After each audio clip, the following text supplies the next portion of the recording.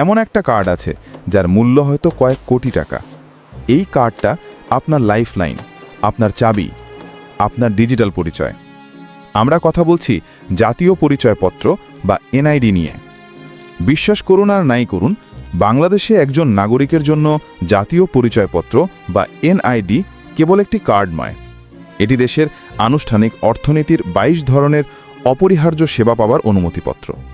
Bank account খোলা থেকে শুরু করে জমি ক্রয়, মোবাইল সিম রেজিস্ট্রেশন এবং সরকারি সুযোগ সুবিধা গ্রহণ সব ক্ষেত্রেই এনআইডি হল প্রধান চাবিকাঠি।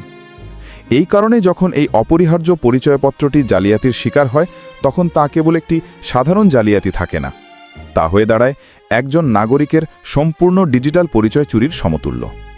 জালিয়াতি প্রতিরোধের উদ্দেশ্যে স্মার্ট এনআইডি কার্ড চালু করা হলেও অপরাধীরা এখন কার্ড নকল না করে সরাসরি নাগরিকদের বায়োমেট্রিক তথ্য এবং কেন্দ্রীয় ডেটাবেসকে নিশানা করছে। বায়োমেট্রিক সিম নিবন্ধনের মতো প্রক্রিয়াগুলো এনআইডি ডেটার সাথে ব্যক্তির ফিজিক্যাল ডেটা সংযুক্ত করেছে। এর অর্থ হল, যদি কোনো অপরাধী জাল এনআইডি ব্যবহার করে সিম কেনে বা ঋণ নেয়, তবে আইনিভাবে সেই অপরাধের দায়ভার শেষ পর্যন্ত বৈধ কার্ডধারীর বায়োমেট্রিকের ওপর বর্তায়। এনআইডি জালিয়াতি বর্তমানে সাধারণ প্রতারণা নয়, বরং জাতীয় ডিজিটাল বিশ্বাসযোগ্যতার এক চরম সংকটে পরিণত হয়েছে।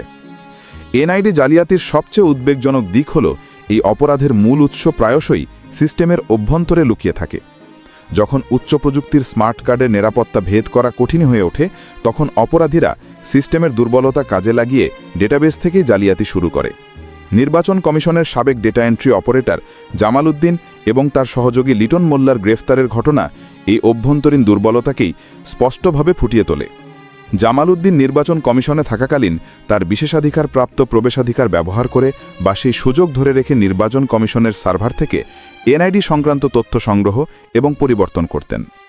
এই চক্রটি অর্থের বিনিময়ে বিভিন্ন ধরনের জালিয়াতিমূলক সেবা প্রদান করত। তাদের সেবার তালিকায় ছিল জাল এনআইডি তৈরি, হারানো এনআইডির অবৈধ অনুলিপি সরবরাহ, এনআইডি তথ্যের মিথ্যা সংশোধন এবং জাল জন্ম নিবন্ধন, টিন সার্টিফিকেট এবং কোভিড-19 টিকা কার্ডের অনুলিপি তৈরি করা। এই কাজগুলোর বিনিময়ে তারা গ্রাহকের কাছ থেকে গুরুত্ব অনুযায়ী সর্বোচ্চ ৩,০০০ টাকা পর্যন্ত নিত। গ্রাহক সংগ্রহ করা হতো হোয়াটসঅ্যাপ গ্রুপ ব্যবহার করে এবং অর্থ লেনদেন করা হতো মোবাইল ব্যাংকিংয়ের মাধ্যমে। এই তথ্য জালিয়াতির মাধ্যমে চক্রটি সম্মিলিতভাবে কোটি টাকা হাতিয়ে নিয়েছে।